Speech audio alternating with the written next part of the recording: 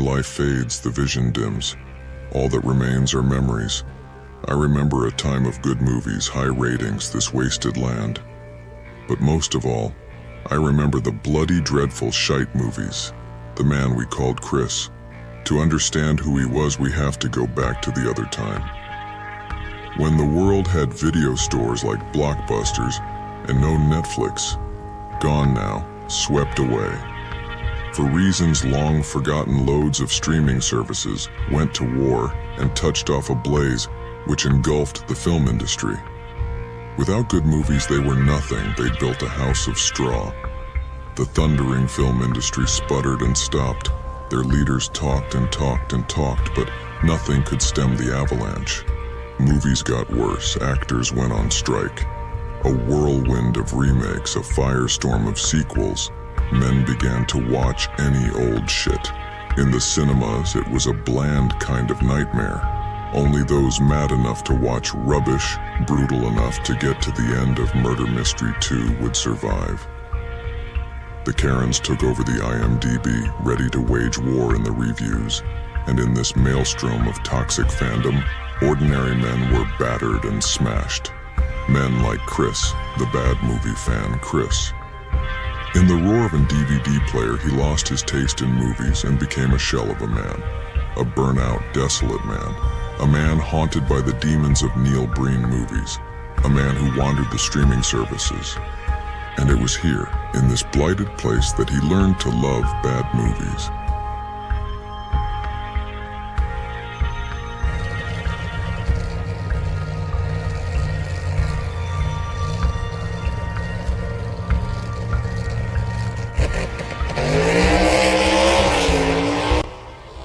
Hello and welcome back to a tarnished and rusty BDSM cinematic wasteland. I hope you're all well. Feeling quite hot and sweaty in this blighted place. So, let's get straight down to this week's low-budget treat. 1993's Mad Max ripoff, Warriors of the Wasteland, aka New Barbarians. It stars a lot of Italians. I don't know who they are, but hey-ho. And Fred Williamson. You might know him from Dusk Till Dawn and various 70s black exploitation movies. The plot, according to IMDb, is... In a post-apocalyptic world, the human population has been reduced to a few starving groups. Two loners help protect a group of pilgrims from a ruthless gang intent on exterminating everyone left and purging the earth. Thanks for that. That really doesn't tell me much. So, let's dig into some reviews. Silly Dog writes Italian ripoff of Road Warrior. Who the producers of this film were not sued for copyright infringement is a small miracle. I've watched some terrible films, but this is amazingly bad. It's the sort of film that's made enjoyable by drinking games. Strangely enough, the best direction in the entire film is the delicate treatment given to a homosexual rape scene. This proves to me the producers chose to make a bad film when they could have made a good one. Shameful. Watch the real Road Warrior instead. What the hell? The best part of the directing of this movie and how he treats a homosexual rape scene? Jesus Christ. Next. Anti-Wolf writes, Gah! A kirk. I had very, very low expectations for this movie. It did not live up to them. I can't recall a worse movie. The Killer Shrews was better. The movie is essentially a Western set in a bizarro post-apocalyptic setting. The two main heroes seem borrowed from Han Solo and Lando Calrissian. The movie does have its uses as something to laugh at, not with a bunch of friends. Ooh, I think I might add Killer Shrews to my list. Wonder if it's got any good reviews, this. Kurtias Bezdalas writes, worth watching for post-apocalyptic movie fans. I won't deny that this movie has a lot of pointless and stupid dialogues, and many other things in this movie make no sense. And also that this movie, just like many other post-apocalyptic movies, is a Mad Max imitation. But that is what I was expecting from this movie. There were some good action sequences, colorful characters, and vehicles. The only thing which this post-apocalyptic movie lacks is freaks, though the characters of this movie acted freaky sometimes. But there could be more freakishness, like in Mad Max, where it looked more effective too. There also was some chopped off limbs and exploding human bodies. Some of those scenes were pretty impressive. So it's pretty entertaining post-apocalyptic movie. Look, mate, just by your title of your bloody review, it's going to be a Mad Max clone. So, let's grab some popcorn and watch this bitch.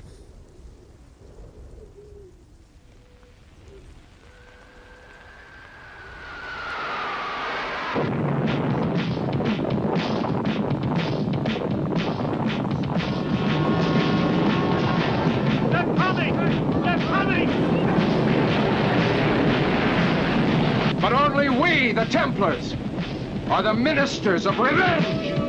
Run! Run! With all the Templars around, you women are getting rare. Wow, that was your basic cheap as chips Mad Max clone. But with the world's slowest car chases. And the car engine noises are just a horrible droning noise. It really gets on your nerves after a while. But I pushed on, I got through it. So, let's see if Warriors of the Wasteland is a cinematic kink, or just a cinematic stick. 1. Did I find it entertaining in any way? Well, I did. The opening's a bit weird. There's almost like a toy city. It's supposed to be like a real city, and you see, looks like somebody's lobbed a smoke bomb behind a building. That's the nuclear holocaust. That really made me laugh. And then there's a panning shot of what looked like astronauts dead on the road, and one of them has see-through boob cups on her spacesuit. Oh dear, who the hell designed that? Also the car chases, they made me laugh. I know they were droning on with that stupid noise, but they reminded me so much of 1976's Bugsy Malone movie.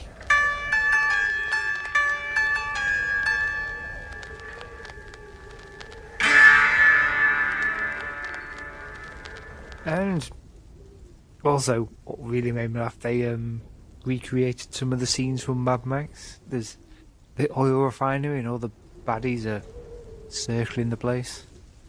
In this, it's a few caravans, a van, and some silver plastic barrels all stacked up as a few sort of like converted VW Beetles slowly crawl round in a circle. Oh dear. Some of the images in this film really made me laugh. So, I'm giving it a point. It made me laugh. It was fairly entertaining. 2. Did it have a good story idea? In a word, no. It's on the level of a 10-year-old's fan fiction. You watch Mad Max, like the car chases, and that's about it. So, it's not getting a point. 3. Was it boring?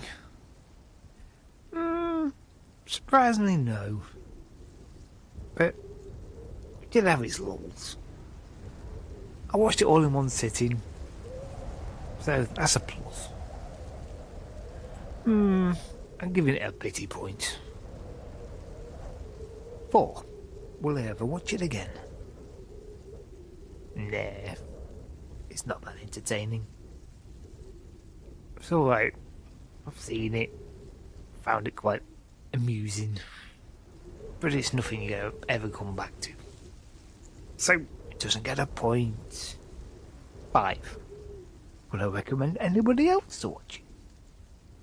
I would only suggest you watch Warriors of the Wasteland if you're slightly curious. But if you've got other things better to watch, watch them. This is the sort of thing you watch when you've completed every single movie and every streaming service. And you've got bugger all left. Then watch this. So, it doesn't get a point. So, with a score of 2 out of 5, it's dragging its arse in the cinematic stink. With that out the way, what shall I watch next? I don't know why I'm going to do this to myself, but I'm going to watch a superhero movie, which has a rating of 1.7 on IMDb. It's The Amazing Bulk. And by all accounts, it is stock footage, the movie.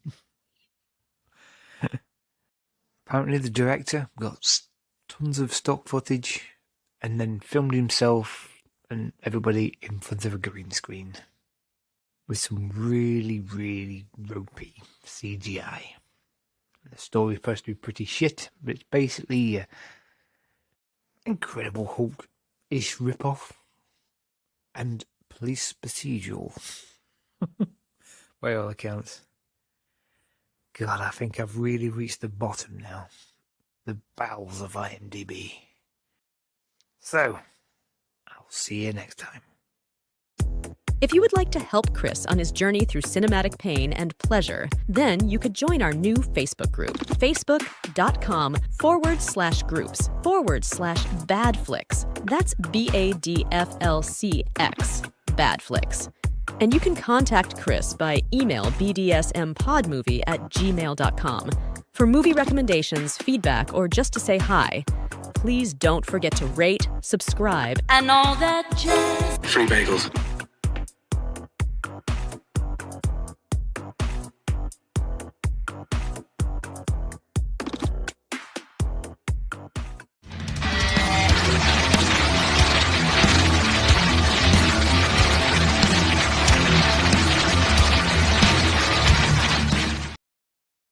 If you want to force Chris into watching movie 43, you can donate at buymeacoffee.com/bloodydreadful.